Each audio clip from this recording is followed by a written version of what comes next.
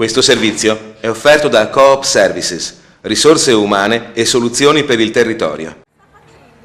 All'interno della sala San Rocco ad Este, uno Stargate ha fatto entrare nel mondo della ceramica i numerosi visitatori presenti all'inaugurazione della mostra Tecne Percorsi Ceramici, che si è svolta sabato 30 ottobre.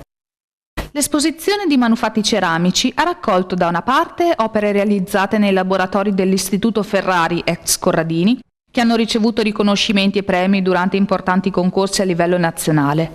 Dall'altra, l'esito del lavoro svolto da 3 allieve dell'Istituto, Laura Fracassetto, Giulia Menardo e Valentina Rosa, che hanno ideato e prodotto elementi architettonici decorativi in ceramica nell'ambito del progetto formativo Tecne Percorsi Ceramici, finanziato dalla Regione Veneto attraverso il Fondo Sociale Europeo, nel corso del quale è stata realizzata un'attività di ricerca ed approfondimento tematico nel settore della ceramica, che ha visto la collaborazione fra allievi, docenti e imprese locali che producono ceramiche. Il mio compito era quello di studiare un elemento di raccordo che riuscisse a praticamente unire gli altri elementi.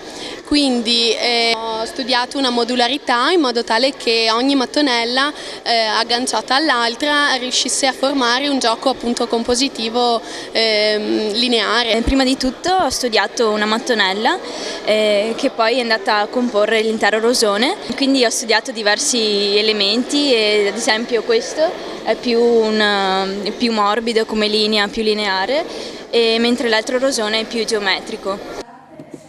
Il progetto Tecne è stato gestito da Coop Services, per la quale era presente il presidente dottor Terenzio Zanini, che ci ha spiegato quale spazio per la produzione ceramica esiste nell'attuale mercato. Ci siamo impegnati nella ceramica proprio per individuare nuove opportunità di lavoro, però le abilità da mettere in campo sono sempre quelle che si usavano fino a 100 anni fa.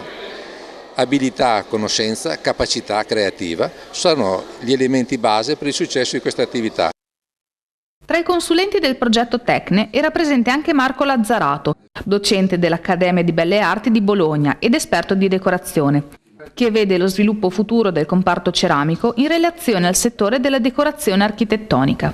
La ceramica è una tecnica artistica per cui ha contenuti e abilità che si apprendono solo con un maestro. La decorazione è arte, per cui richiede contenuti e conoscenze che si apprendono invece con un percorso di pensiero superiore.